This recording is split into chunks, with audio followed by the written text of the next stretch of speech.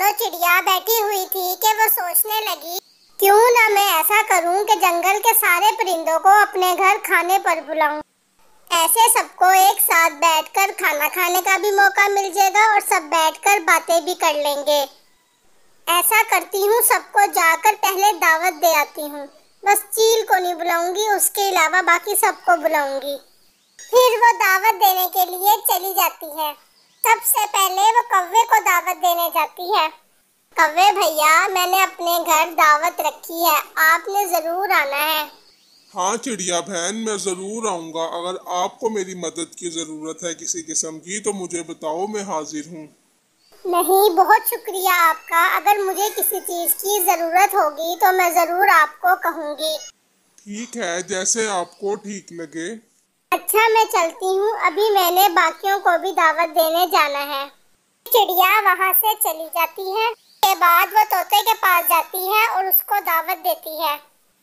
फिर बुलबुल के पास जाकर उसको दावत देती है। ऐसे वो जंगल के सारे परिंदों को दावत दे आती है। चलो, दावत तो सबको दे आई हूँ, बस अब ऐसा करती हूँ कि खाने की तैयारी शुरू कर देती हूँ।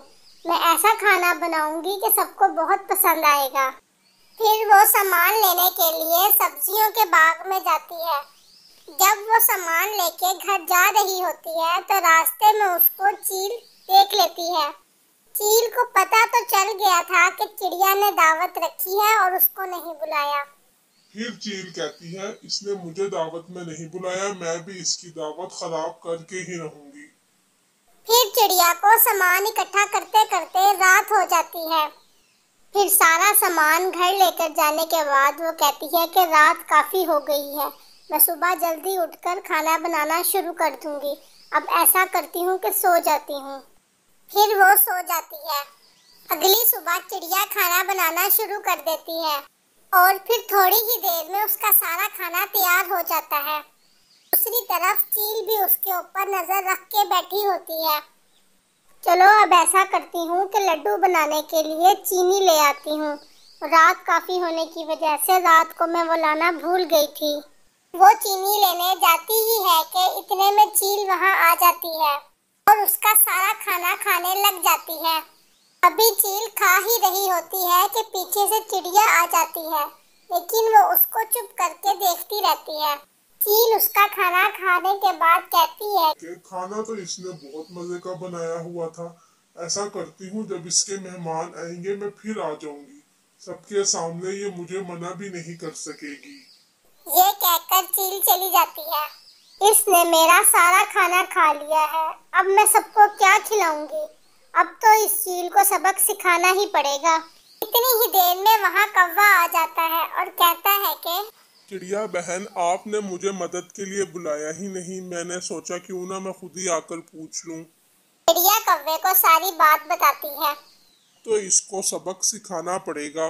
अच्छा, आप फिक्र ना करो, हम दोनों मिलकर सबके आने से पहले दोबारा खाना बना लेते हैं। हाँ, अभी वक्त है सबके आने में, हम मिलकर बना लेते हैं। लेकिन चील का क्या करना है? आप फिक्र ना करो, आज आने दो इसे। इसको तो आज मैं सबक सिखा कर ही रहूंगा। फिर थोड़ी ही देर में वो दोनों दोबारा खाना बना लेते हैं। अच्छा चिड़िया बहन, मैं चलता हूँ, अभी थोड़ी देर में आता हूँ, जब तक सारे मेहमान भी आ जाएंगे। थोड़ी ही देर में वहाँ सारे परिंदे आ जाते हैं सिवाय कौवे के। थोड़ी इंतजार के बाद कौवा भी वहाँ आ जाता है और वो चिड़िया के लिए तोहफा लेकर आता है। चिड़िया तोहफा देखकर बहुत खुश हो जाती है और कौवे का शुक्रिया अदा करती है। इतनी ही देर में वहाँ चील आ जाती है। उसको देखकर सब चिड़िया से पूछने लग जाते हैं कि तुमने इसको भी बुलाया है। नहीं, मैंने तो नहीं बुलाया, लेकिन खैर अगर ये आ गई है तो कोई बात नहीं। ऐसे चिड़िया बहन, आपने क्या क्या पकाया है? कौवे को तो ये बात पहले ही पता थी कि चिड़िया ने क्या पकाया है, लेकिन वो चील के मन में लालच पैदा करने के लिए दोबारा पूछता है।